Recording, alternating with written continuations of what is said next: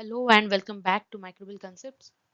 तो आज का जो टॉपिक है वो हिंदी इंग्लिश दोनों लैंग्वेजेस में होने वाला है, क्योंकि मैं यहाँ पे आज ट्राई करने वाली हूँ कि आपको ये समझा पाऊँ कि पावर पॉइंट प्रेजेंटेशन जो है वो आप कुछ ही घंटों में, okay, in few hours you can prepare your PPT. Okay, why this topic, क्यों ये मैं वीडियो आज अपलोड कर रही हूँ? क्योंकि बहुत सारे स्टूडेंट्स मुझे एक तो वीडियो के नीचे कमेंट बॉक्स में या फिर इंस्टाग्राम पे या फिर ईमेल के थ्रू मुझे हमेशा मेरे पीपीटीज मांगते रहते कि मैम आपका पीपीटी बहुत अच्छा है, ऐसा पीपीटी कहीं अवेलेबल नहीं है तो आप दे दो, पीडीएफ में दे दो या फिर ऐसे पीपीटी मेल कर दो। भाई क्यों? सब कुछ आपको बना बनाया क्यों चाहिए, जबकि आप खुद पढ़ के 2 या 3 घंटों में अगर आप कंसंट्रेशन से ये काम करो तो आपका एक पूरा पीपीटी बन जाए। तो ये वीडियो माइक्रोबायोलॉजी बायोटेक्नोलॉजी स्टूडेंट्स के लिए है। बीएससी में हो आप या एमएससी में हो, ये वीडियो आपके लिए है। इसमें मैं आपको ये सब बताने वाली हूँ, यानी क्या क्या इंक्लूड होना चाहिए आपके पावर पॉइंट प्रेजेंटेशन में, रिसर्च आर्टिकल्स कौन से आपको और कैसे आपको रेफर करने हैं, different websites on which you can rely on, और जो आजकल नया है that is open AI, that is chat GPT, उसे यूज करना चाहिए या नहीं। ओके, तो स्टार्ट करते हैं। देखो, अगर आप ठान लो ना तो सच्ची में ये जो पावर पॉइंट बनाने का काम है ये आप 2 या 3 घंटों में कर सकते हो, लेकिन सिर्फ कॉपी पेस्ट करना ही पीपीटी के लिए इम्पॉर्टेंट नहीं होता है। आपका जो पीपीटी है वो बहुत ज़्यादा इफ़ेक्टिव कैसे बने, कैसे दिखे, ओके, तो इसके लिए ये कुछ टिप्स है। अभी पीपीटी का जो स्लाइड है उसका फर्स्ट स्लाइड कैसे होना चाहिए, डिज़ाइनिंग क्या होना चाहिए, टेम्पलेट, फॉन्ट, फॉर्मेट, ये सब मैं इस वीडियो में नहीं बताने वाली, क्योंकि ऑलरेडी यूट्यूब के ऊपर इसके ऊपर बहुत सारे वीडियोस अवेलेबल हैं। तो यहाँ पे मैं बस आपको कुछ टिप्स देने वाली हूँ जो आप यूज़ कर सकते हो। तो सबसे पहले है कि जो आपके डिज़ाइन टेम्पलेट्स है वो बहुत अच्छे आपके टॉपिक से रिलेटेड हो, अपीलिंग हो, और जो आपकी ऑडियंस है उन्हें अट्रैक्ट करें। Then include only necessary information. अभी इस बात पे मुझे भी बहुत सारे कमेंट्स आते हैं कि मैडम आपके जो वीडियोस है, जो स्लाइड्स है, उसके ऊपर बहुत सारा मटेरियल अवेलेबल होता है, हम तो रीड करते करते थक जाते हैं या फिर आपका एक्सप्लेनेशन सुनते सुनते हम मैटर मिस कर जाते हैं। तो भाई मेरा जो यहाँ पे मोटो है वो ये है कि मैं आपको यहाँ पे पढ़ाऊँ, मुझे जितना हो सके उतना इन्फॉर्मेशन मेरे स्टूडेंट्स के साथ शेयर करना होता है। कुछ लोगों के लिए ऐसा लगता है कि वो तो सिर्फ वीडियो मतलब पावर पॉइंट प्रेजेंटेशन के हिसाब से ही देखते हैं कि इतना सब कुछ क्यों दिया है, लेकिन कुछ स्टूडेंट्स हैं जिन्हें मेरे वीडियोस से, मेरे जो स्लाइड्स है वो यूज़ करके वो आंसर लिख पाए, वो खुद के नोट्स बना पाए, इतना मुझे उनको इन्फॉर्मेशन देने का मैं ट्राई करती हूँ।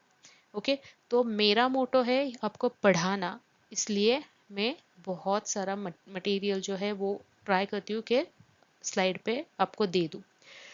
जब आप कभी क्लास में या फिर सपोज आपका प्रोजेक्ट है उसका आपको प्रेजेंटेशन बनाना है, आपको प्रेजेंट करना है, तो आप ए टू जेड क्या क्या किया, कब कब किया, कितने समय पे किया, इतना सब कुछ नहीं बताते बैठ सकते, सही है? तो आपको जो नेसेसरी इन्फॉर्मेशन है, जो आपके ऑडियंस के लिए नेसेसरी इन्फॉर्मेशन है, आपको बस उतना ही बताना होता है। इसलिए आपको इन्फॉर्मेशन जो है वो लिमिट करनी है। ओके, इवन जो कंटेंट जो है आपका वो शॉर्ट एंड स्वीट होना चाहिए, सेल्फ एविडेंट, यानी उतना सा छोटा सा सेंटेंस पढ़ के भी समझ में आना चाहिए आपके ऑडियंस को। फिर जो फॉन्ट साइज़ है वो अच्छा हो, इजीली, अगर लास्ट बेंच पे कोई आपके क्लास में कोई बैठा है तो वो भी आपका स्लाइड पढ़ सके, इतना उसका कलर अच्छा होना चाहिए, फॉन्ट अच्छा होना चाहिए, कंट्रास्ट होना चाहिए। Okay, then too many slides can lose your audience, यानी बहुत सारी स्लाइड्स, अगर आप लंबा चौड़ा 20-25 स्लाइड्स का प्रेजेंटेशन बना रहे हो तो बहुत टाइम कंज्यूमिंग होता है, और आपको भले आपने बहुत कम इंफॉर्मेशन अपनी स्लाइड्स पर रखी हो फिर भी आपको बार बार स्लाइड्स चेंज करनी पड़ती है, तो वो भी बहुत मतलब इंटरेस्ट जो है आपके प्रेजेंटेशन का वो निकल जाता है। तो कम से कम स्लाइड्स में कम से कम इंफॉर्मेशन रख के आपको सब कुछ एक्सप्लेन करना है। Then keep the background consistent and subtle, यानी कि अभी यही मेरा आप वीडियो देख लो तो मैंने हर जगह पे ये बैकग्राउंड जो है लाइट ब्लू कलर का विथ वाइट बॉर्डर ये रखा है। तो वो कंसिस्टेंट होना चाहिए, सटल होना चाहिए, यानी कि आपका बैकग्राउंड ज़्यादा उभर के नहीं आना चाहिए। ओके, आपके मैटर के हिसाब से। और एक बात, अभी हम साइंस फील्ड से है तो फ्लो चार्ट्स और इमेजेस अगर हम डालें तो जो स्टूडेंट्स है, आपके कलीग्स है, या फिर जो भी आपका ऑडियंस है जिसे आप टारगेट कर रहे हैं, तो उन्हें आपका टॉपिक समझ में आने में ज़्यादा सही रहेगा या फिर यूजफुल रहेगा। ओके, तो आज मैं एक इजी टॉपिक लेके आपको ये समझाना चाहती हूँ कि कैसे आपको सर्च करना है, कैसे आपको गूगल से इंफॉर्मेशन निकलवानी है आपका पीपीटी बनाने के लिए। ओके, तो मैंने इजी टॉपिक लिया है, that is bio fertilisers, right. So क्या करते हैं हम, तो जब भी हमें प्रेजेंटेशन बनाना है, हम लैपटॉप ओपन करके, कंप्यूटर ओपन करके, आपको पावर पॉइंट का जो न्यू स्लाइड है वो ओपन करके रखना है, साइड बाय साइड आपको गूगल पे सर्च करते जाना है। तो फर्स्ट देखो, मैंने अभी ये मेरे लैपटॉप से स्क्रीनशॉट्स मैंने लेके आपको मैं यहाँ पे शेयर करके आपको समझाने की कोशिश कर रही हूँ।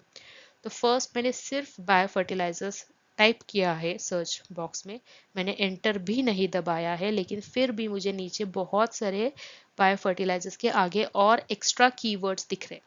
अभी गूगल से इंफॉर्मेशन निकालने के लिए सबसे ज़रूरी बात है कि आप क्या कीवर्ड्स यूज़ करते हैं सर्च करने के लिए, वो बहुत ज़्यादा मैटर करता है। ओके, तो अभी आप अगर सिर्फ बायो फर्टिलाइजर्स डालोगे तो आपको बहुत सारी वेबसाइट्स आ जाएंगी ऑल में, मतलब आप जब फर्स्ट एंटर दबाते हैं तो चाहे तो आप इमेजेस भी अलग से सर्च कर सकते हो, लेकिन फिलहाल हम बात करेंगे सारे वेबसाइट्स की। तो उसके पहले यहाँ पे एक बार देख लो कि क्या क्या और कीवर्ड्स है जो मैं डाल सकती थी। So bio fertilisers examples, definition, PPT, PDF, meaning in Marathi, define, information, meaning और इंट्रोडक्शन, ये अलग अलग कीवर्ड्स है। अभी जिसके लिए या फिर जिसका इंग्लिश ज़्यादा अच्छा नहीं है, जिसको, या फिर कोई 10th 11th स्टैंडर्ड का बच्चा है जिसे बायो फर्टिलाइजर्स पता है लेकिन बायो फर्टिलाइजर्स नहीं पता, so he can search with that कि मुझे क्या चाहिए, मुझे मराठी में मीनिंग चाहिए, तो मैंने सेम वही कीवर्ड्स डाले कि बायो फर्टिलाइजर का मीनिंग क्या है मराठी में। Okay, so this is the way you search what you want exactly, आपको वही वर्ड्स यूज करके इंफॉर्मेशन निकलवानी है, तो इसे हम बोलते हैं keywords. You use keywords to get information, exact information from Google. अभी मैंने एक और आगे कीवर्ड डाला, दैट इज एडवांटेजेस। तो आप देख सकते हैं मुझे क्या क्या आया।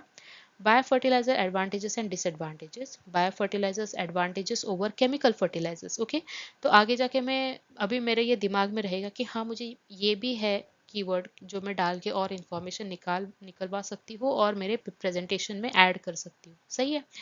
या फिर अगर आपको ये आपके प्रेजेंटेशन में डालना भी नहीं है, फिर भी आपको ये पढ़ना चाहिए, क्योंकि अगर किसी ने आपको क्वेश्चन कर दिया आपके प्रेजेंटेशन के टाइम पे कि what are the advantages of bio fertilisers, if I am getting chemical fertilisers in very low rate, low price, तो मैं बायो फर्टिलाइजर्स पर क्यों ध्यान दूँ, क्यों यूज़ करूँ। तो ये इसका आंसर आप ये टाइप करके सर्च कर सकते हो, पढ़ सकते हो। Okay, so it is not necessary कि हमेशा जितना मुझे चाहिए उतना ही मैं ऐड करूँ और उतने पर ही मुझे क्वेश्चंस आए। No, in masters you have to think 360 degree, मतलब जितना हो सके अलग अलग एंगल से आपको आपका टॉपिक पढ़ना होता है और आपको प्रिपेयर्ड रहना पड़ता है। Okay, so this is the way, आपको ये अलग अलग कीवर्ड्स डाल के अपना जो सब्जेक्ट है उसके लिए आपको प्रिपेयर होना पड़ता है। अभी सपोज मैंने डाल दिया बायो फर्टिलाइजर्स, एंटर किया, तो मुझे क्या क्या आता है, तो ऑल में आएंगे मुझे बहुत सारे वेबसाइट्स। ओके, इमेजेस में उन्हीं वेबसाइट्स के ऊपर जो जो इमेजेस अवेलेबल है या फिर जो फ्रिक्वेंटली विजिट की जाती है इस टॉपिक के रिलेटेड वेबसाइट्स, वो सारे मुझे दिखाई देंगे। बुक्स भी है, न्यूज़, वीडियोस एक्सेट्रा, लेकिन फिलहाल हम power point presentation college level का यहाँ पे देख रहे हैं, तो मैं आगे जाने जाने की ज़रूरत नहीं है, you can just refer to all, जिसमें सारे वेबसाइट्स है। अगर आपको कुछ इमेजेस ऐड करनी है तो आप इमेजेस में आके इमेजेस भी सर्च कर सकते हैं। इवन बुक्स में जाएंगे तो आपको बुक्स या फिर कुछ गूगल बुक्स में, ई बुक्स में आपको कुछ चैप्टर्स भी जो स्पेसिफिक इस टॉपिक के रिलेटेड है वो भी आपको मिल जाएंगे, तो आप वो भी रेफर कर सकते हो। ओके, अभी मुझे एक और बात यहाँ पे फोकस करनी है कि बहुत सारे डिफरेंट डिफरेंट वेबसाइट्स हैं जिसके ऊपर इस टॉपिक के आर्टिकल्स प्रेजेंट है, बहुत सारी इंफॉर्मेशन प्रेजेंट है, बहुत सारे एक्सपेरिमेंट्स प्रोजेक्ट्स जो किए हैं वो प्रेजेंट है। आप वो सब रीड कर सकते हो, इतनी इंफॉर्मेशन है कि आप थक जाओगे।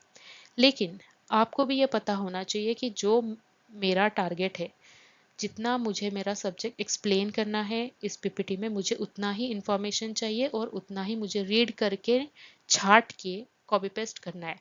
Okay, so you will read everything which you think is important. You see what you want in your PowerPoint presentation. You just copy that particular part and paste it in your PowerPoint presentation slide. Okay. Now यहाँ पे मैं आपको खुलम खुला ये बता रही हूँ कि आप कॉपी पेस्ट कर सकते हैं। वाई? बिकॉज ये जो आपका पावर पॉइंट प्रेजेंटेशन है, ये आप कहीं पब्लिश नहीं करने वाले। सही है, ये तो आपको सिर्फ प्रैक्टिस कराने के लिए आपके सिलेबस में होता है, ताकि अगर आप पीएचडी के लिए आगे जाओ या कहीं और आप एक्स्ट्रा करिकुलर एक्टिविटीज़ लाइक कहीं सिंपोजियम है आपका, पोस्टर प्रेजेंटेशन है, ये है वो है, तो आपको डर ना लगे, आपको इसकी आदत हो, आपको अच्छे से अपना काम एक्सप्लेन करते आना चाहिए।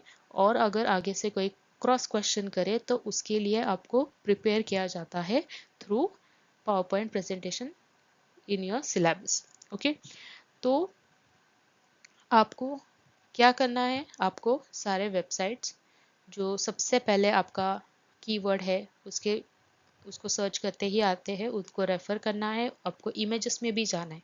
अभी इमेजेस में आप देख सकते हो बायजूस है, पेप्टेक बायोसाइंसेस है, एग्रोटेक्स ग्लोबल है, एग्री फार्मिंग है, sciencdirect.com, researchgate.com। ओके, तो इसके ऊपर से आप एक अंदाज़ा लगा सकते हैं कि ये जो दो इमेजेस है, ये साइंस डायरेक्ट और ये एक इमेज यानी रिसर्च गेट, तो ये रिसर्च आर्टिकल्स है यानी रिसर्च पेपर्स है, उनमें कहीं तो ये इमेजेस थी जो अभी मुझे रिजल्ट में दिखाई दे रही है। तो अभी नीचे आप देख सकते हैं influence of bio fertilisers on plant, आपको आधा अधूरा यहाँ पे पेपर का जो टॉपिक है वो भी दिखाई दे रहा है।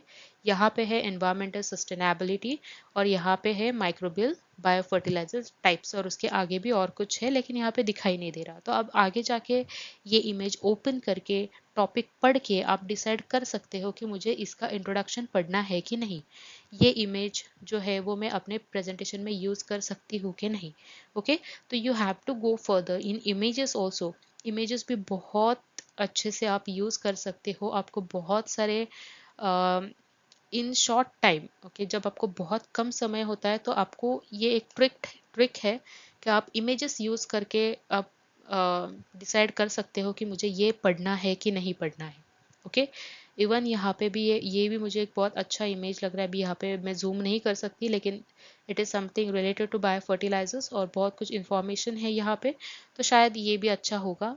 तो आप जाके ऐसे सर्च करके आप ढूंढ सकते हो कि मुझे इमेज यूज़ करनी है, ये मेरे टॉपिक से रिलेटेड है या नहीं है। और इवन वो इमेज के नीचे भी बहुत कुछ डिस्क्रिप्शन लिखा होता है, तो आप वो भी डायरेक्टली पढ़ के डिसाइड कर सकते हो कि मुझे ये पेपर रीड करना है या स्किप करना है।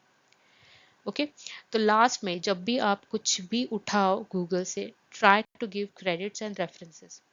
पावर पॉइंट प्रेजेंटेशन की लास्ट जो स्लाइड होती है उसके ऊपर आपके रेफरेंसेस आने ही चाहिए। अभी बात करते हैं स्लाइड शेयर के बारे में।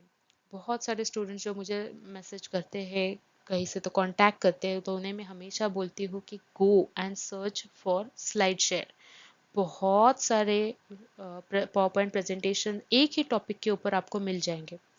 ओके, तो यहाँ पे देख सकते हो सिर्फ मैंने आगे डाला है पीपीटी और मैंने इमेजेस में सर्च किया है, तो आप देख सकते हो स्लाइड शेयर, ये एक स्लाइड सर्व है। Then again SlideShare, SlideShare, SlideShare, SlideServe, SlideShare, this is IntechOpen, again SlideServe and slide player.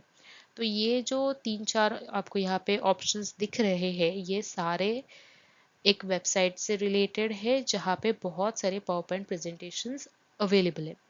सिर्फ अभी अगर हम थोड़ा सा यहाँ पे ध्यान दें तो आप देख सकते हो कि इसका जो टेम्पलेट डिज़ाइन है, इसका टेम्पलेट डिज़ाइन और ये एक टेम्पलेट डिज़ाइन तीनों सेम है, यानी कि ये एक ही पावर पॉइंट प्रेजेंटेशंस के अलग अलग स्लाइड्स हैं। आप देख सकते हो इंट्रोडक्शन, सबसे पहला स्लाइड तो यही होगा, उसके बाद होगा व्हाट इज बायो फर्टिलाइजर्स, उसके बाद व्हाट इज ईएम, राइट। सो ये एक ही पावर पॉइंट प्रेजेंटेशन की है, आपको आगे जाके भी पूरा पावर पॉइंट प्रेजेंटेशन देखने की ज़रूरत नहीं है।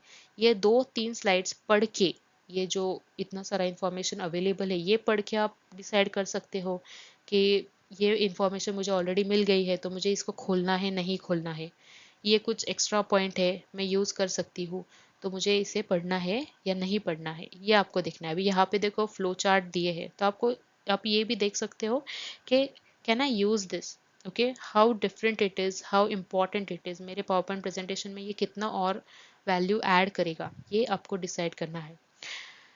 very very good source for of information for you students is slide share. मैं तो बहुत यूज़ करती हूँ, वाइडली यूज़ करती हूँ अपने प्रेजेंटेशंस के लिए, क्योंकि क्विक आइडिया आपको देता है। अगर आपको कोई टॉपिक पता नहीं है ज़्यादा डिटेल में, आप 2-3 पावर पॉइंट्स भी देख लो तो आपको आइडिया आ जाता है कि आपको क्या क्या सर्च करना है, क्या क्या इंक्लूड करना है, या फिर इस पर्टिकुलर सब्जेक्ट के अंदर और क्या क्या आता है, ये सब कुछ आप यहाँ पे जान सकते हो। ओके, अभी आप स्लाइड शेयर, आप बोलोगे मैम ने बोला है तो मैंने यूज़ कर लिया, same to same slide copy कर ली या फिर जो मटेरियल है वही मैंने टाइप करके कॉपी कर लिया। नहीं, हमेशा ये नहीं करना, क्योंकि ये किसी ने, किसी दूसरे ने कहीं और से रेफर करके बनाया है। ओके, आपको नहीं पता कितना इसका जो इंफॉर्मेशन है वो सही है, ऑथेंटिक है नहीं है, आपको नहीं पता। तो थोड़ा बहुत तो आपको क्रॉस चेक करना चाहिए। Do not copy anything blindly. Okay, ये एक थंब रूल है। आप इवन विकिपीडिया भी जो है, मैं आप देखोगे मैंने विकिपीडिया का जिक्र नहीं किया है, क्योंकि मुझे भी ये कॉलेज टाइम से मेरे प्रोफेसर्स ने दिमाग में डाल दिया था कि Wikipedia is not that reliable, कोई भी आके एडिट करके इंफॉर्मेशन डाल के चला जाता है। It is just to take an idea, never give Wikipedia as a reference. आप किसी भी आंसर को या फिर किसी रिसर्च आर्टिकल में देखो या फिर किसी प्रेजेंटेशन में देखो, विकिपीडिया हार्डली प्रेजेंटेशंस में कोई लिखता है, लेकिन it is not a reliable source. Okay, so आगे चलते हैं। सो सपोज मैंने बेसिक मेरा what is bio fertiliser, what are the examples, what are the advantages disadvantages, ये सब कर लिया। तो मुझे और कुछ इन्फॉर्मेशन चाहिए तो मैंने थोड़े और एक्स्ट्रा कीवर्ड्स डाल के मैंने ट्राई किया है कि कुछ और मैं आपको यहाँ पे दिखा पाऊँ। So effects of bio fertiliser on yield, yield यानी कौन सा इल्ड, अभी बायो फर्टिलाइजर्स एग्रीकल्चर में यूज होते हैं, यानी क्रॉप का इल्ड जो हमें मिलता है उसके ऊपर बायो फर्टिलाइजर्स का क्या इफेक्ट है। तो ये तो हुआ एक रिसर्च टॉपिक, सही है। तो ये मैंने डाला, मेरा ये मेरे कीवर्ड्स मैंने सर्च बॉक्स में डाला और एंटर किया, तो मुझे नीचे सबसे पहले दिखा ये section, that is scholarly articles. ये गूगल स्कॉलर के अंडर बहुत सारे जो रिसर्च आर्टिकल्स है जिनका साइटेशन, यानी जो रेफरेंस, नंबर ऑफ रेफरेंसेस या फिर जितनी बार उसे रेफरेंस किया है, वो जो है आप यहाँ पे देख सकते हो, थोड़ा बहुत दिख रहा है, साइटेड बाय 49, यानी 49 अदर रिसर्च आर्टिकल्स में इस पर्टिकुलर रिसर्च आर्टिकल को रेफर किया गया है। ओके, तो जितना अच्छा साइटेशन नंबर है उतना अच्छा वो रिसर्च आर्टिकल है, ऐसे आप मान के चल सकते हो। ओके, तो ये आगे जाके मैंने इसके ऊपर क्लिक किया, that is scholarly articles for effect of bio fertilisers on yield. तो मुझे उसके अंदर ये बहुत सारे रिसर्च आर्टिकल्स मिल गए। अभी ये तो बहुत ऑथेंटिक इंफॉर्मेशन है, यानी कि जित जो रिसर्च किया गया है, जो रिजल्ट्स आए हैं वो पब्लिश होते हैं, सही है। तो आप ब्लाइंडली इन्हें फॉलो कर सकते हैं, इसमें जो इंफॉर्मेशन है वो आप रेफर कर सकते हैं, बस आपको एंड में रेफरेंस देना है। ओके, क्योंकि ये काम आपने खुद ने नहीं किया है तो आप खुद इसका क्रेडिट नहीं ले सकते और लेना भी नहीं चाहिए। आपको जिसका काम है उसके क्रेडिट्स आपको देने हैं उसे, और रेफरेंस देना है। तो जैसे मैंने बोला कि हमें यहाँ पे ऊपर बुक्स का ऑप्शन आता है, तो आप आगे जाके बुक्स में देख सकते हो, बुक्स अगर पीडीएफ फॉर्मेट इजीली अवेलेबल है डाउनलोड करने के लिए for bio fertilisers, you can download that and refer. अगर आपके पास या फिर आपको जो चाहिए इंफॉर्मेशन वो इजीली डाउनलोड के लिए अवेलेबल नहीं है, कुछ चैप्टर्स कुछ पेजेस अवेलेबल है गूगल पे, तो ठीक है, ट्राई करो कि उसमें से आप इंफॉर्मेशन निकाल पाओ और एटलीस्ट चैप्टर का बुक का नाम, चैप्टर का नाम और ऑथर का नाम आप उस उधर ढूंढ पाओ। ओके, तो वो आप रेफरेंस में लिख सकते हो। और लास्ट, ये जो पब्लिश्ड रिसर्च आर्टिकल्स है आप इजीली इन्हें फॉलो कर सकते हो, नो इशू। सो अभी यहाँ पे देख सकते हो कौन कौन से अच्छे वेबसाइट्स है जो आप आंख बंद करके रिलाय कर सकते हो। तो कुछ एग्जांपल्स मैं आपको यहाँ पे देना चाहूँ। First is Nature, Nature journal, then NCBI, PubMed, NCBI, NLM, NIH, GOV. Okay, तो एनसीबीआई का जो भी है रिसर्च आर्टिकल बहुत अच्छे होते हैं, इनका लैंग्वेज भी बहुत अच्छा होता है, इजी टू अंडरस्टैंड होता है, तो आप वो भी अच्छे से रेफर कर सकते हो। Then comes IJCMS।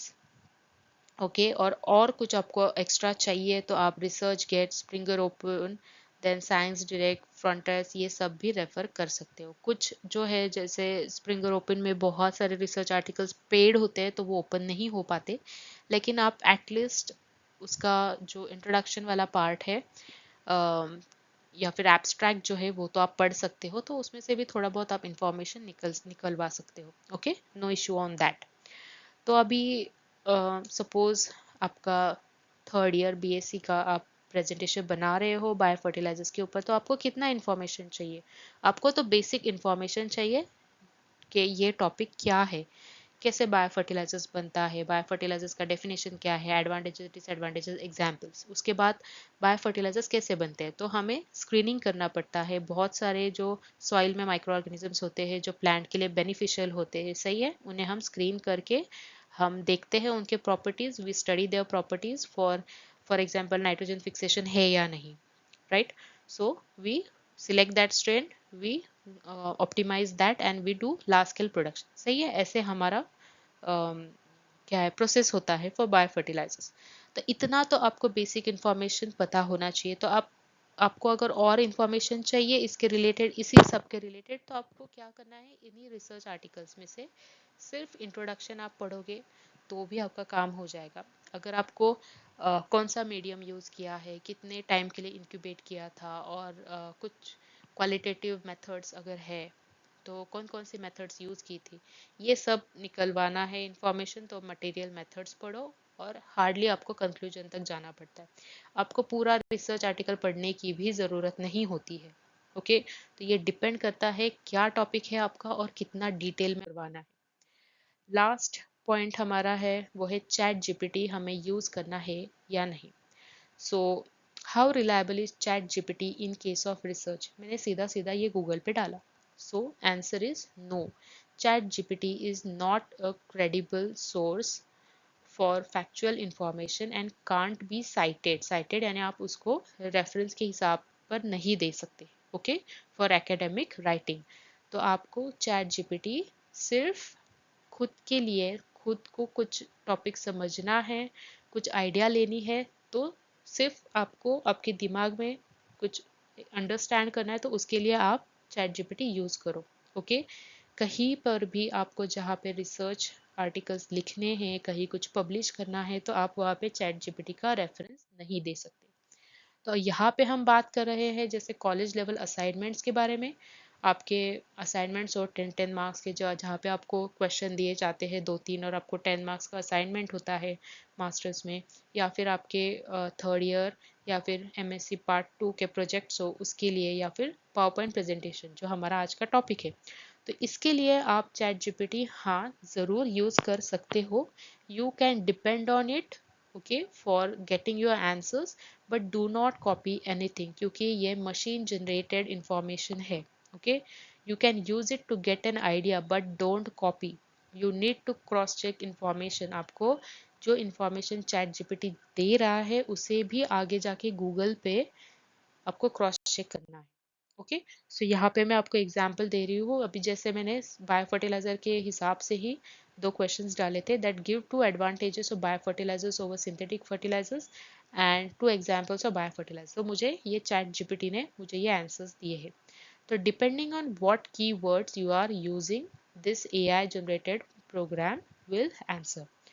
अभी यहाँ पे मैंने टू निकाल दिया और मैंने give advantages of bio fertilisers बोला, तो मुझे और 3-4 पॉइंट्स ये चैट जीपीटी दे देगा।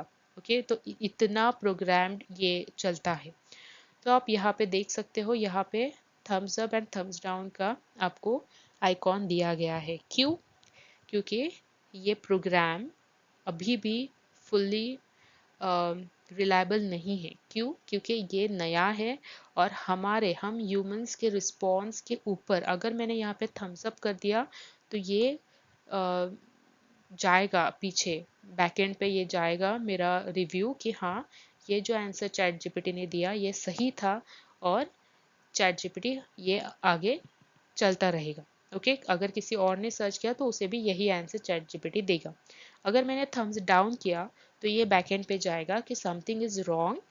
ओके, और फिर से ये प्रोग्राम को डिजाइन किया जाएगा। Okay, so depending on what we are reviewing, हम लोग ये यूज करते हैं, लेकिन चैट जीपीटी असल में हमारा हमें यूज करके ले रहा है इसको पूरा अच्छे से बनाने के लिए। Okay, if you give Thums up तो अच्छा है, काम बन गया।